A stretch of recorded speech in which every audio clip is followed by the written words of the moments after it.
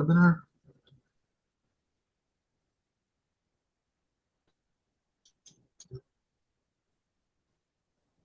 Setting up. All right, should be live streaming now. All right, welcome everyone. I actually got the idea for this webinar. I was talking to a friend whose daughter is currently trying to find a job, and he asked me to talk to her a little bit. And she had an interview the next day, and she was like, "Oh, I don't know what to expect, and I'm not sure, like, this is my first interview, and like, it's all scary." And so I thought, I've felt very scared in interviews before and prior to interviews, so it might be good to talk about that. To start, let me tell you a little story from my own past. So when I was 10 years old, I was this AI-generated boy right here, except I wasn't AI-generated. And I soloed in an orchestra in front of an audience of around 200 people. And I was scared shitless. In fact, I was so scared that, like, when I was playing, as I kept playing, I started playing faster and faster and faster. And I finished the piece that I had started at about 1.5 times the speed that I started it. Because I was soloing, the orchestra had to follow me. So the whole orchestra had to play faster and faster and faster. And anyway, the whole thing was really funny in retrospect later. But that experience really reminded me of like what it's like to be at an interview, right? Like, when you think about interviewing and when you think about putting yourself out there for judgment, this is kind of what you think about, right? Like you have this judge who is, look, this is your interviewer. He's looking at you with disgust in his eyes, expecting you to fail and to make another fool out of yourself, right? Like that is our fear, right? I don't know about you, but like at least everybody I've talked to kind of subconsciously feels this way, like you're going to get judged, right? And obviously the consequence of failure is this, right? Homelessness, right? Like you're going to fail this interview, you're not going to get the job, you're not going to be able to make money, you'll wind up being homeless on the street. So that's why interviews are so stressful. Like it feels like a life or death situation, or at least the way we generally approach interviews is as a life or death situation. And when we have a life or death situation, our primitive reptilian brains kick in. They release a bunch of adrenaline to the bloodstream, right? The blood goes to our muscles instead of to our brains. Our vision narrows, thought basically ceases, and all of a sudden you have a self-fulfilling prophecy. You were so afraid of failure that, like, when confronted with the actual interview, your mind seized up and you failed. So what I want to talk today about is kind of like, how do you approach interviews when you're like about a month out or a month plus out? How do you approach interviews when you're about 30 minutes out? How do you approach the actual conversation in the interview, right? In a way that your mind doesn't seize up, and you can maybe even a little bit enjoy yourself. And finally, like, what happens if your mind does seize up, and how to recover. So the very first thing, and this goes for all the way through this entire process, right? We have to change the mindset. We have to take that judge that we're picturing and that ultimate failure out of our mindset. We need to stop thinking about interviews as an interrogative process, right? Where you have like an evaluator and somebody being evaluated. And we need to start thinking about it as a collaborative process where it's two people collaborating on a problem, such as you see here, right? So you need to start thinking about this not as an interview, but as about another day at work where you are working with your colleague on a particular problem. Now, in this specific case, this lady has 6 fingers, and that is probably what is enabling her to write all that beautiful code on the whiteboard. Not all of us have 6 fingers. This is, as you guys can guess, this is another AI-generated image. But you get the idea, right? Like, you want to have a smile on your face. You want to approach this as an interesting, engaging conversation. with a colleague rather than an interrogation by a inquisitor, if that makes sense, right? So with that mindset in mind, let's talk about T minus 30 days, right? That's obviously going to be all about preparation. Now, my parents are actually both concert pianists. And my dad used to tell me when going on stage, before you go on stage, you have to practice to around 150%. Because when you go on stage, 50% of that is going to be automatically removed by the stress of the situation, right? So if you want to play to 100, you practice to 150. The same goes for interview preparation. If you want to be able to talk comfortably through difficult problems in an interview, you have to be able to do those difficult problems basically in your sleep, outside of the interview. You have to be able to reason through like all that stuff. So let's talk about what that looks like for 3 specific interview types. The first one is going to be behavioral, right? I've talked quite a bit about behavioral interviewing in previous webinars. And basically what that comes down to is building a story bank, right? So you need to have a bank of 10 to 15 stories that you're very familiar with, right? Where you do not have to dig into your memory banks to remember details, where it's kind of right at the tip of your tongue, right? That's that practice I'm talking about, going to 150%. You need to be able to talk through those stories in star format. Star format basically now is the accepted way of talking through a behavioral story. So you want to have 10 to 15 stories in star format, or at least as many as you can get. And you want to have them organized by themes, right? So for example, Amazon's leadership principles are a great way of organizing stories, because each one of those leadership principles, like dive deep or deliver results or hire and develop the best or bias for action, each one of those is a theme of questions that you can get on a behavioral interview. So you want to know which ones of your stories map to those themes. That's very useful. System design is the second type, right? So get familiar with the PEDALS method. You can Google it, like PEDALS method of system design. I've also done a webinar on this. You can find that on YouTube in Credit Hire Academy channel. But get familiar with that method and then use AI to practice. ChatGPT, for example, has specially trained system design bots where you can have a voice conversation with the bot. It'll ask you a system design question. You can talk to it with your answer. It'll give you an evaluation. It's not perfect. You know, it's not going to be as good as having an actual mock interviewer, but it's better than nothing. And what I found is even when you're practicing with an AI, there is a slight degree of pressure that's introduced that is not there when you're just reciting something to yourself. So my recommendation is understand how to use the PEDALS method to structure your system design approach, and then use AI to practice. Next one, obviously, is coding. So you all probably know about Blind 75 and Grind 75 and like all of that stuff.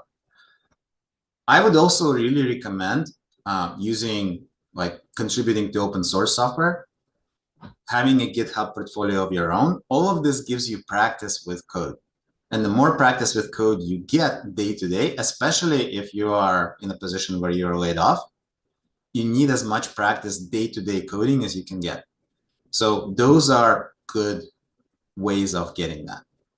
And then you really have to have a toolbox. Like I've seen this in interviewees over and over as we've been doing mock interviews in the academy.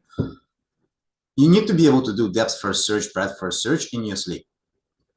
You need to be able to manipulate a linked list in your sleep. You need to be able to write a recursive algorithm in your sleep. You need to know data structures like linked lists, stacks, queues, trees, Patricia trees, hash tables, like all of that you need to be able to do without having to dig deep into your knowledge. Because what happens is those are like screwdrivers and your hammers. When you're confronted with a problem, writing those things is going to be the least of what you need to do to solve the problem. Right? That's going to be the simplest part of what you need to do to solve the problem. So if you're getting stuck on how to do a depth first search in the middle of solving the larger problem, you're just not going to finish. And That's going to be, a bad result, as you can imagine. Final thing is company research, right? There's been some interesting papers published, one in Nature Reviews Neuroscience by Group and Nitschke, that basically shows that uncertainty is a key factor in anxiety. Like, duh. If you don't know anything about the company that you're going to interview, first of all, you're not going to have great, what questions do you have for me type questions. But secondly, you're just, you don't know what you're getting into. You don't know what the company is like. You don't know what it's like to work for them, and so on and so forth. And the less you know, the more anxious you're going to feel. So take the time to do the research, right? This is why this is all under the T minus 30 days category. So with that, let's talk about T minus 30 minutes. So it's 30 minutes before your interview. You're as prepared as you can get. You've gotten a good night's sleep the night before, or more likely you didn't sleep a wink. Your interview hour is approaching, right? You feel your palms begin to sweat. Your body reeks of stress. What do?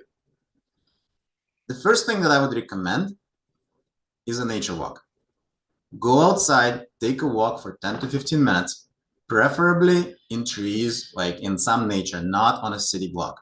There has actually been a study referenced by Cal Newport in his Deep Work book that talks about this. So people who are facing a cognitively demanding task tend to perform better on that task if they take a nature walk beforehand. It's a really, really useful technique. And while you're walking, think about that collaborative mindset that we talked about, right? Think about this is not going to be an interrogation. This is going to be a fun collaboration on a problem, and try to kind of get grounded with that. So that's the first thing. At around T minus 5 or T minus 10, do some box breathing. That is a very simple technique where you basically breathe in on the count of 4, you hold your breath on the count of 4, you breathe out on the count of 4, and you hold your breath on the breathe out on the count of 4, if that makes sense. Look it up, like it's pretty simple to do, but it has been shown to really settle the nervous system. So do like a few minutes of box breathing a little bit before the interview. You will see it'll make a huge difference. So now let's talk about what happens in the actual interview. So first thing I would say, the first thing that generally happens in an interview is they ask you, so tell me about yourself. That question, guys, is a gift. It is a gift from the interviewer to you. Because really, most of the time, that question is designed to put the interviewee at ease. Now, what I've seen people do over and over and over is start reciting their resume.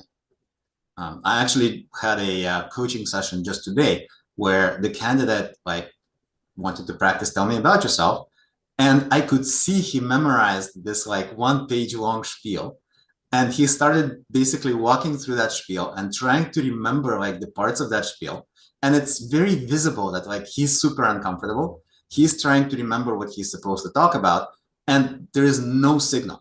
Right? I'm not getting anything about him as a person or anything about him as an interviewer or as a candidate. So my recommendation to him is throw that out and find your passion, right? What I mean by find your passion is, well, what are you actually passionate about in the industry, right? What is a project that you worked on that you're really proud of? What is a difficult challenge that you solved that you're really proud of?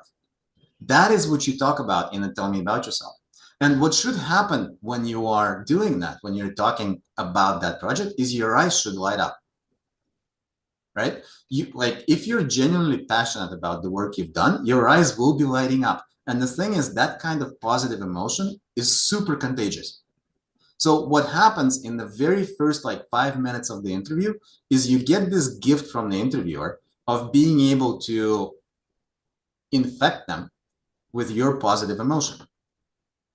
That's great, right? Use that gift. Show that passion and infect the interviewer with positive emotion. It'll set the tone for the rest of the interview. You'll see it'll really help. So next thing is pausing. I'm actually not awesome on this myself. This is something I work on all the time. You will hear me umming. You will hear me say filler words like, or That is something that is better not done. It is much better to pause, give a little room to the conversation, let it breathe. Pause before answering a question. George, who is one of our Credit Hire founders, has this saying that I really like. He says, can I take like a few seconds to think about it, because I like to think before I talk, right? So pause, think about the question, only then answer. It has been shown in studies that pausing makes you look more authoritative, not less. So take that pause. The next thing I'll talk about is focus on emotion. So there's a book by John Kabat-Zinn called Full Catastrophe Living. It basically shows that mindfulness reduces anxiety in high stress situations. But it's another kind of duh moment. Back, about 20 years ago, I used to volunteer on a suicide and crisis hotline. And one of the first things that they taught us is, if you want to know how the other person feels, check in with how you feel, because emotions are contagious. So check in with how you feel. Are you feeling super anxious, super stressed out? That's going to come across. To the extent you can, try to change that dynamic into something more positive and engaged. That's going to come across too, right? So during the interview, every once in a while, kind of check in with how are you feeling right now, and try to kind of influence those emotions towards a more positive end. Next thing is this HERE method. So this is a technique from a book called Just Listen by Mark Goulston. And basically it's a acronym for HALT, right? So when you're answering a question, first thing, same thing as pause, halt, stop your internal dialogue. Engage, focus fully on the interviewer. Anticipate, right? Think about what is the theme behind their question. What is it that they're actually trying to find out? Because quite often what I've seen is cases where a particular question gets asked. This happens especially in behavioral. And you just don't have a good story to answer that question.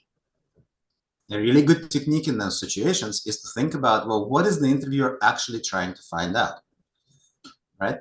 What theme are they focusing on? I've talked about themes a little bit before. So think about that. And then the final one is replay. Reflect back the key points to ensure your understanding, right? Replaying often is a super useful technique for making sure that you are understood and that you understand what is being asked.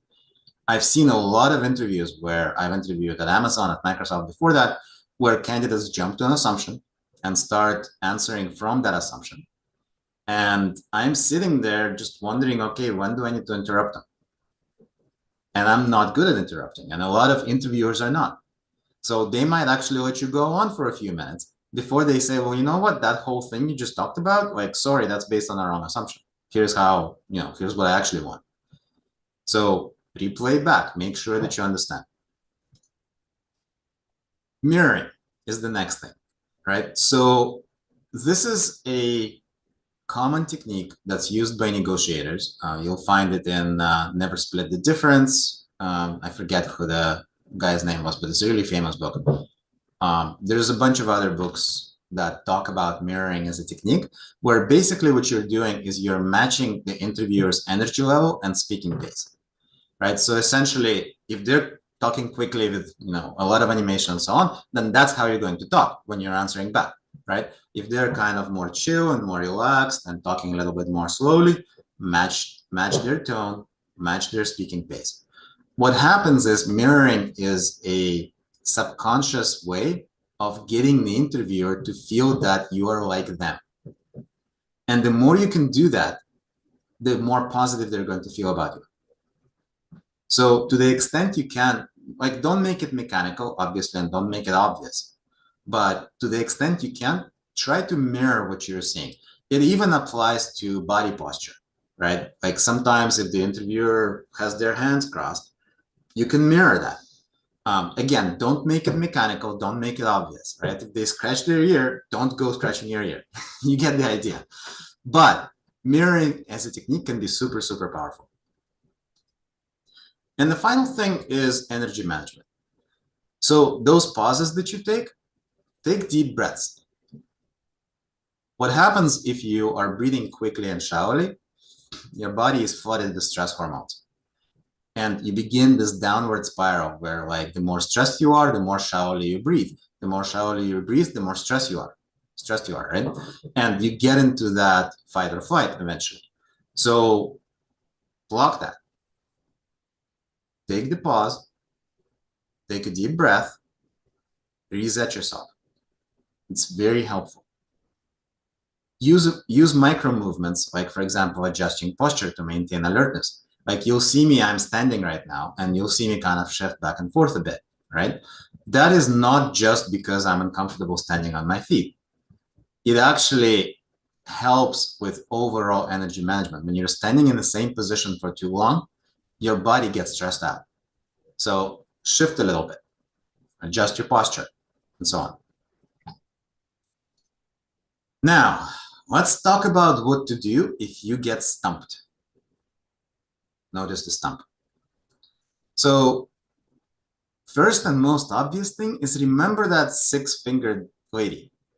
Ask for help, right? Ask for help. It is okay, right? It's a collaboration. You're collaborating with a colleague on solving a difficult problem.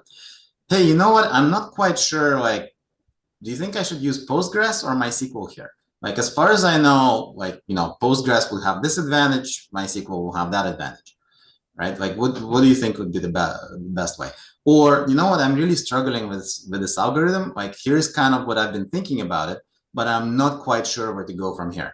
What do you think? I have very rarely seen candidates fail an interview because they needed hints. Much more often, what I've seen is candidates fail an interview because they get stuck and they just stop talking, right? And they're unable to get unstuck, right? Then the interviewer has to jump in and start forcing hints down their throat. That's not a good look. Again, think about what would happen in a real collaborative situation, right? If you were really trying to work out a difficult problem with a colleague. If you weren't sure how to proceed, you wouldn't just sit down at the conference table, put your head in your hands, and just not say anything, right? You would be bouncing ideas off each other. So do that in an interview. There's a good method called HEAT, to use another acronym, for how to deal with what happens if you get stuck. So H is for honest, right? Acknowledge that you're stuck and that you need a moment to think through things, right? E is for explore, right? Think aloud about related concepts, examples potentially, right? Like things that can bear relevance on the problem being asked. A is for articulate, share your thought process. Be very, very transparent and very articulate with what you're thinking. Most of the time when an interviewer is asking a question like system design, coding, whatever, they want to know your thought process. That's the main signal to get out of an interview. Not whether you completed the problem or not, but how you think about the problem. So make sure that you're talking about that out loud. And then finally, T, ask for time if you need time, right? Like basically say, hey, I'm going to really need to think through this. Like here's kind of how I'm thinking about approaching it. Give me a couple of minutes to like really sit down and focus. Most of the time, in my experience, interviewers will be totally fine with that. Can I interrupt for a sec? Yeah. You're no longer presenting. Oh, I don't that's know. weird. How long ago did that happen? That was 4 minutes ago. Yeesh. Okay. Am I presenting now? No. That's really weird. Okay, hold on. Let me stop share and reshare because it's showing me that I'm sharing. Thank you, Zoom. How Yeah, about now? that's it. Okay. Let's see. Which slides did we scroll through? We talked about the six-fingered lady. We talked about being stumped. Yeah, I think the rest of it, I mean, the slides themselves contain fairly little info. So hopefully that was relatively understandable. Now let's talk about specific approaches for specific interview types. Right, so we'll start with behavioral. And Yeah, Ken, if my sharing goes away again, just interrupt me. It's totally fine. It looks like the attendees are saying they didn't have that problem. It was apparently just me. Sorry. Oh, okay. No problem.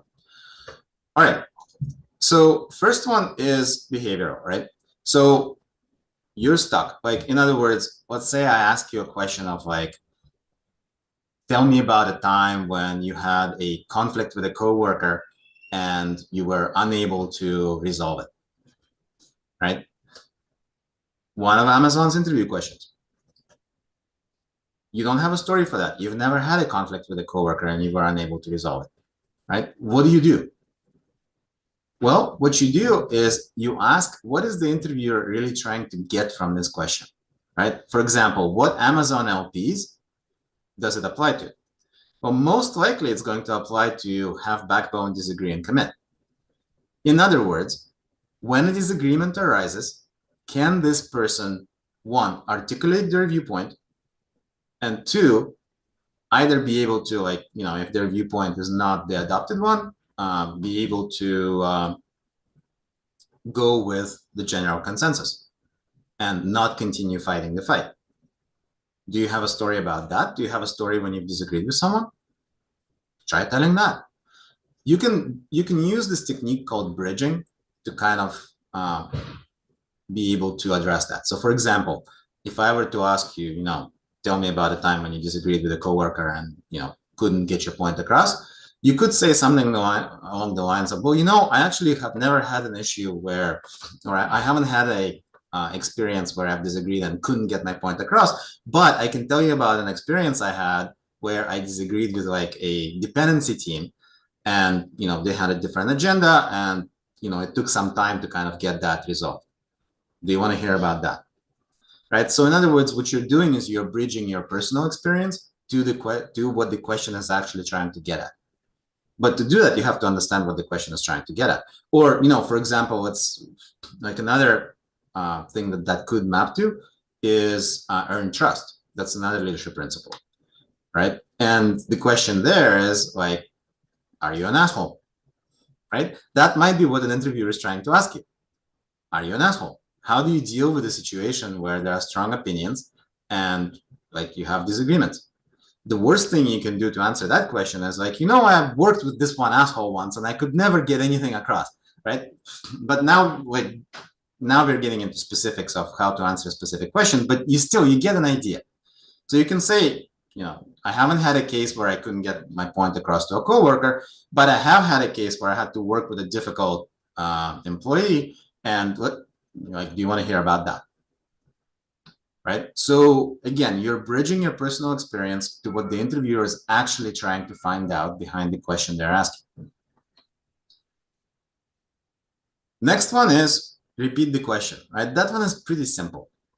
So we've talked about that before, but basically when an interview asks you a question, oh, so did you want to hear about a time where I disagreed with a coworker and, we couldn't quite reach an understanding? The interviewer might say, well, no, actually, I want to hear about when you disagreed with the manager or with your dependency team or whatever, right? So one, it buys you time to think about it. Two is it ensures that you're actually answering the question that the interviewer wants to hear. For behavioral specifically, a really good way to distress yourself is to bring your story back to the interview. So I've had people show up with a printed out sheet of paper. If it's in person, if it's remote, you can say, I have this story bank here. Can I just take a brief look at it? Right. So I ask them a question and they'll say, can you give me a second? I just want to find the best story to tell you. And then they'll literally look through that sheet of paper or through those notes, find the story, and then they'll turn to the camera and they'll start telling me the story. No problem at all. Right. This is just something to kind of cue up, like prime their storytelling pump, as it were. So I would recommend using that approach. Next one is system design. So what I found when people get stumped on system design is they're not thinking enough about the problem requirements. One really easy mechanical way to address that is what I call falling back to the ilities. The ilities are things like observability, scalability, testability, disaster recovery, security, availability, etc. Right? So think about the problem from those perspectives. This is system design specific. And that can give you some ideas about how to approach the problem. The next thing is identify the ambiguities in the way the problem has been phrased, right? So generally the LETs are going to get you that, but there might be, like, for example, a problem that I really like to ask people is like, design a system to handle car license plates for the state of California. Super ambiguous, right? Like, what does handle mean? And it's purposefully ambiguous. It's meant for people to start asking me a ton of questions. So drill into that. If you're getting stuck, if you're not quite sure how to approach the problem, drill into that ambiguity. Another good way of handling that is exploring the personas and use cases, right? So, like, okay, who is going to be using this system? Oh, it's going to be like the Department of Licensing workers, and it's going to be like toll booth cameras. Okay, great. Let's talk about DOL workers. What are the use cases? Like, how are they going to use this specific system, right? So you basically enumerate through the personas and use cases. This can give you a really good idea about how to design the system. So that's my hack for system design. Now, for coding, the first thing to remember is keep it simple, stupid. Right? When people get stuck in coding, I see several anti-patterns. The first one is trying to take the most complex case and trying to solve for that. Don't do that. Take the simplest possible case. Solve for it by hand. If you're not sure how to come up with the algorithm, take the simplest possible example and just think through the algorithm by hand. Then make the example a little bit more complicated, right? So this is the work through examples. Make the example a little bit more complicated. Then make it a little bit more complicated until you start seeing a pattern. Next thing is leverage pseudocode. This is a common mistake that I see people do in coding interviews, is like, when asked a coding question, they just go and start coding. Don't do that. It's much easier to write out the algorithm that you want to implement in English, right, in pseudocode, and then go and implement it. Because otherwise, what you're having to deal with is language syntax of the language you're coding in, plus trying to figure out how to structure your algorithm. Take it one step at a time. Structure the algorithm first, then go to the syntax. All that said, this is all lots of advice that I'm hoping you guys are finding helpful, but ultimately it's all about practice, practice, practice. There's just no substitute for it. And even when you're practicing in front of a mirror, even when you're practicing with AI, you don't get the same kind of pressure that you get when you're practicing in front of other people. And so at IncrediHire, we basically created this program that we call IncrediHire Academy, where we put people into teams and we have them work on a real world project. We practice interviewing, mock interviews with them 3 times a week. And we give them evaluations. There's this evaluation system that we designed called OCA, which is basically ownership, competence, collaboration, and attitude. And then, for folks who we are evaluating as being above average to rockstar levels, we give them access to our network of hiring partners. So we actively try to promote them with our networks and with companies that we work on. And then post-hire, we also provide them 90 days of career mentoring. Here's some feedback from people who have participated in those cohorts. So that was one. So you can see, amazing to get multiple one-on-ones a week with experienced folks who are willing to share their knowledge and experience. Right? Neat program. I feel lucky to be able to learn from such an experienced group. Now, recently we have had one smashing success, which I was really, really excited about. There was one person in a cohort who landed a job at Amazon. And I wanted to show you guys, if I can manage to make it work, a quick video. Let me see if I can. I don't know if it's going to show or if it's going to do sound. Can you guys hear this sound? Or hopefully. Let's see. Okay. Can you guys hear this? Yeah. Hi, my name's Ken. I'm one of the founders of the IncrediHire Academy, and with me is Mitchell Verder. Mitchell has participated in our most recent cohort of candidates and graduated. He did really well. Mitchell, maybe you could tell me, why did you choose to apply to the Incredi Hire Academy? My career was not going anywhere. I was pretty overwhelmed with the job market, seemed pretty daunting, pretty hopeless. And so I needed to try out a new pathway to success. I viewed some of the seminars that Incredible was hosting, and it seemed like these were, good, honest people, and that they might be able to help me get to where I needed to be with my career. Cool. And what was your experience like? We accepted you. You've got great competence in terms of software development. Thank you. What was your experience like in the 6 weeks that you were participating? I mean, it was really a whirlwind of, a lot of demands, a lot of things to learn, a lot of things to master, and not so much as particular technical skills, but just adapting quickly to new stages of development, new personalities. And yeah, it's actually a sort of a piece of work that I've rarely encountered before, but it seemed to be very similar to what would be expected at a startup. Yeah. Yeah, I mean, that's certainly our goal, is to make it as real life as possible so that your experience isn't just a reflection of it, but it's actually working on a team in a high pressure situation to accomplish things with your teammates. And that's what you experienced? Yeah, I mean, it was very compressed, and 6 weeks wasn't a lot of time to, or there's not a lot of time to simulate an actual startup. But yeah, I mean, it was very rapid fire readjustments, learning priorities, making decisions, organizing, self-organizing, organizing others, having meetings, just figuring out things without necessarily having all the information, just sort of going by. Yeah. Going by gut and going by consensus and trying to build consensus as quickly and efficiently as possible. Yeah, that sounds pretty healthy.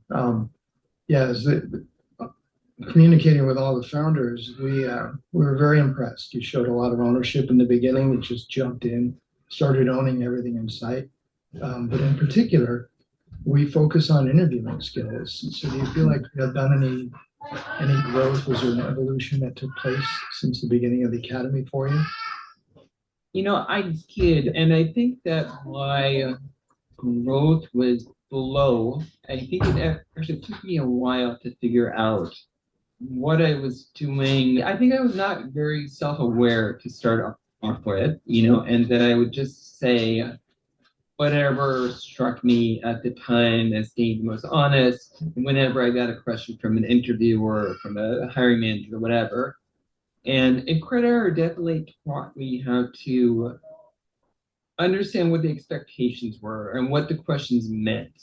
And definitely having time to try out my answers, to make mistakes, to get honest feedback. Helped me, I guess, gradually to get the confidence to finally formulate answers that seemed reasonably reasonable to interviewers. And that was a great path to put me on, and definitely in the end had results. So yeah, very grateful for that. Okay, results. Tell me about that. So after you graduated, 6 weeks of hard work and a lot of personal inspection, a lot of effort, and then what? Yeah. So then I got a job with Amazon, and Amazon is a place where half of the questions, you go through 4 interviews, and each one of those interviews is divided into 2 parts. The first part is something technical, and the second part is something behavioral. It's a huge part of the Amazon interview process is testing you on these behavioral qualities, the 12 or 14 or 16 leadership principles. And without really the preparation of the credit hire, without the knowledge that I had to really think about and craft my stories, I probably would have floundered entirely on those four critical half-hour behavioral injuries. Yeah, but I couldn't be happier for you. I was Thank you. part of your journey, and I really enjoyed working with you. I witnessed as you grew, and this is just a great outcome. I'm so glad that you pulled it all together, and you made a great impression, and you got the offer. So Thank you so much. Yeah. yeah. So yeah, that's Mitchell. I was really excited about that. So basically, call for action. You can go to incredihire.com. Happy to get into a 30-minute chat with you, talk about your specific needs, talk about whether the program is something that might benefit you.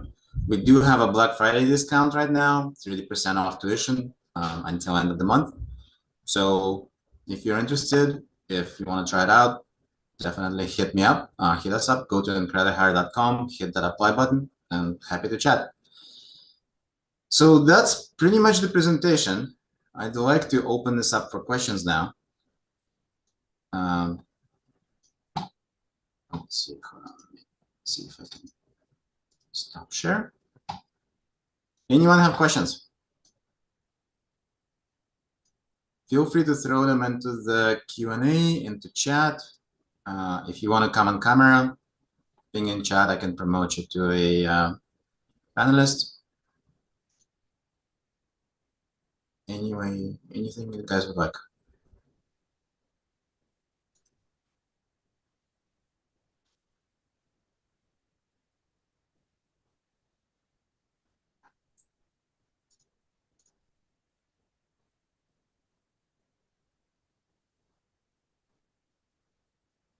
Meanwhile, I would like to send you guys a quick poll, just 4 questions, whether you found this useful.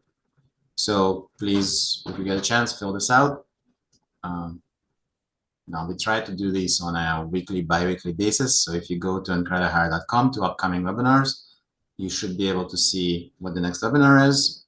We tend to do mock interviews in these. It's just this presentation was a little bit longer, so I don't think we have time for a mock. But generally, we do like a half-an-hour presentation and then half-an-hour mock interview. So feel free to subscribe. And We've got a question from an attendee. Ah. Can you see? Yes, beyond doing mock interviews and preparing your stories. So Brent, are you asking about specifically behavioral or like what types of interviews?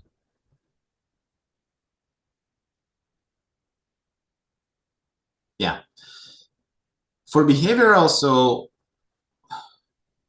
being able to talk through your stories, and you can do this even with AI, but again, it's better if you do it with a person.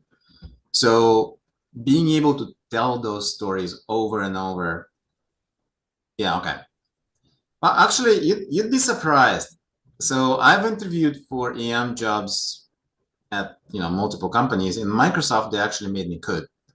And there's most definitely, which I hadn't done at that time for a while. So there is definitely a team in Microsoft now that thinks I'm a total idiot.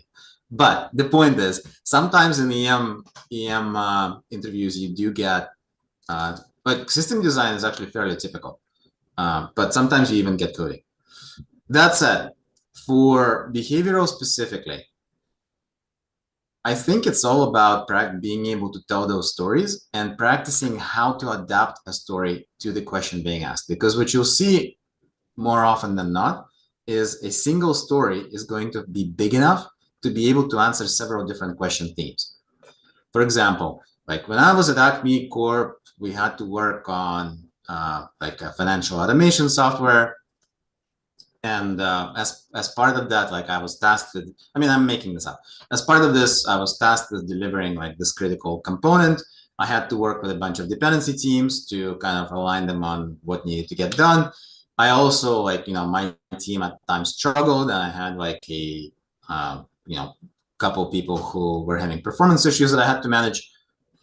I also had to manage leadership expectations and so on and so forth, right? So that's like a typical EM type story. Within that story, you have a lot of different themes. So you have deliver results, obviously. You have dive deep, right? Like at one time, I had to go in and really understand like the specific components of the design that my team was coming up with to make sure it was going to work long term, right? You have dive deep. You have hire and develop the best, obviously, right? So I had teammates who struggled. You have, let's see, you have bias for action. You have disagree and commit potentially, right? So you have all these themes in a single story. And the way to approach that is, depending on the question that was asked, you will want to spend more time in talking about what you did in that story on that theme. So for example, like if I were asked a question about, tell me about a time when you had to like manage the performance of one of your directs, I can tell that story, and I will spend most of the time in the action section of that story talking about those two people who are struggling, right? And what I did to help them get through. Or let's say, tell me about a time when you were not getting what you needed from a dependency team and you had to like go in and resolve some prioritization issues. I'm not going to talk about those two people at all. I'm going to talk about those dependency teams that I had to work with and get them aligned on getting the thing delivered, right? So you see kind of how you can take the same story and you can adjust it depending on what the theme of the question being asked is. But practicing that is really useful, right? So you're not having to come up with those adjustments on the fly, right? So take a particular behavioral question and practice telling the same story while bringing out the components of the question being asked. I can add on to this a little bit if you're ready. Okay. What I have found is that there's a significant value to be gained by structuring your story bank. We say build a story bank. We don't tell you how to do that. And maybe that's a good idea for a future webinar. But if you could actually visualize it, there's 16 leadership principles. There's probably 20 or 25 different rubrics that each of those are going to apply to. And then you've got a set of some amount of stories, some of which actually double up on one or more of these other factors, many of which apply in certain cases. So Eugene showed me his. I thought it was great. He did it in Notion or something like Notion. Mm-hmm. And he used live links. So listing all the kinds of questions that you would get, you just touch that question, you see some choices about what kind of answer you want to make, you click that, then you have your story. But the discipline of actually orchestrating that will put it in your mind, and you'll actually be far more practiced by the time you come around to being asked those questions. Yeah. Yeah, and I actually like that's what I did when I was interviewing in 22, is I had that Notion app open right next to my video conference screen. And as the interviewer was asking me a question, I was clicking on those links to narrow down to the story that I wanted to tell. Right. So that's very useful. That's really good advice, Ken. Good question. Any other questions, folks?